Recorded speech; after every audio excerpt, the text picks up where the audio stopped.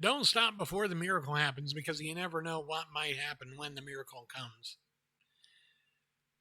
People have been freed from addictions. People have been freed from bad relationships. People have been freed from obsessions, from conditions that have dogged them their whole lives. This one lady I know, she for years and years and years she had heart problems. She actually ended up having like 2 or 3 heart attacks, and eventually she decided she had found our group and she started coming.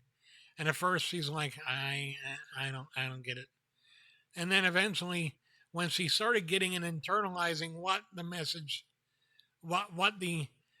of recovering, and it's life recovery. It's not just addiction recovery. It's not just drug and alcohol recovery, because we all have life happen.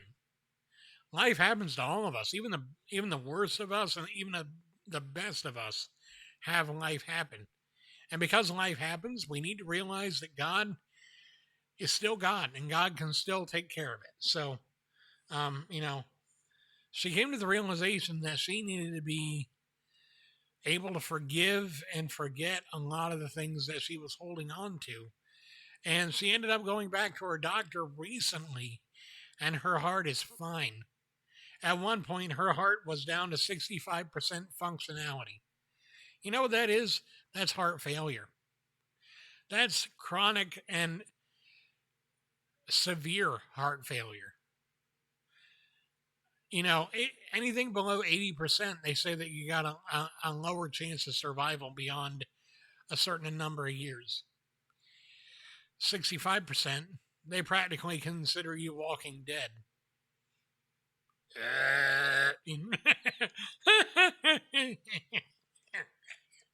Sorry. I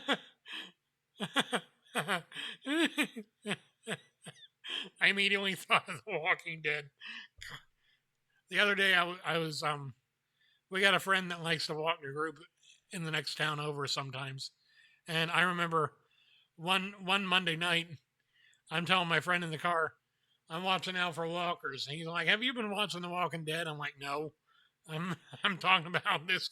Oh, okay. But anyway, um,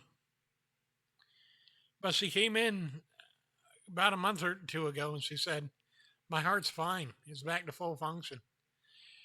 And the reason why she said she healed was because she stopped holding on to the pain of the past. And she made a very good point. She said, people don't realize that holding on to the grudges and the pain and the regret and everything else doesn't just hurt you spiritually, it can hurt you physically. And that was something that I'm like, boom, that's a mic drop moment. That's a mic drop moment right there. Um, Too many people are so focused on, oh, well, I want to be healthy. I want to be healthy spiritually, but they don't realize that spiritual health brings physical health. That spiritual health brings healing in the body as well as the mind. When we allow God to work, things happen. When we allow God to work better, things happen more rapidly. It becomes less about what do I get from God and what can I do for God. So, I mean, I'm just one guy. I'm one beggar showing another beggar where to find bread. I'm one guy sharing what God has done for me and how other people can get what I got. Because what did I get? I got freedom. I got redemption. I got um, I got a renewed relationship with my family, a renewed relationship with Jesus, and definitely a renewed relationship with everyone in my life that is so, so, so good. I would have never imagined it. Years and years ago, I would have never imagined it. Thank you for the follow, Clef. I just saw that on my feed. Um, I know you followed for an entire day, but I just saw I'd share and thank you for that. Um, It's good to see you here. It's good to have you here.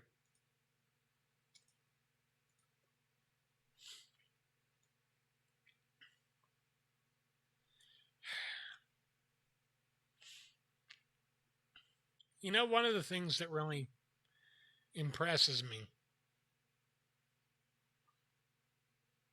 about what God does is that He makes things so, and I mean so, good. You couldn't imagine the amount of powerful testimonies that have come out of something as, I won't say mundane, but just routine as a Monday night or a Wednesday morning or a Friday afternoon or a Saturday morning or whatever day recovery meeting. You know, I have heard stories upon stories upon stories upon stories of testimonies and and praises and powerful prayers being answered.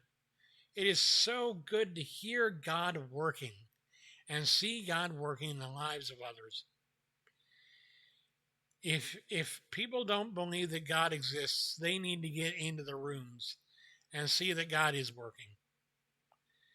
And people might say, oh, well, no, that's just you guys finally choosing to act right and get healthy and get sober. No, no, because I'll tell you what.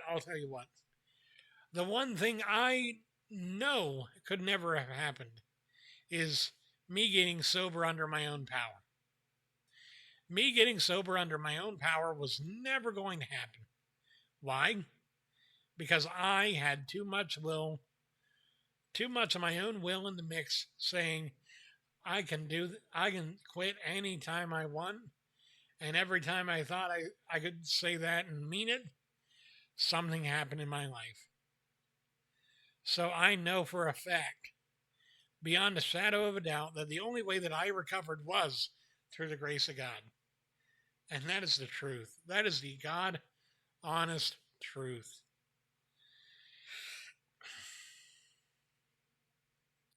The amount of people that have said, I've only ever been able to recover thanks to the rooms, the group, and God. And that's the truth. That's the truth.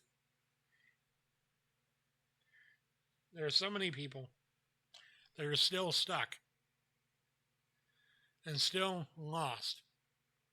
And I want them to get it. I do. I want you all to get it. I can't do it for you, though, but I can help you find it.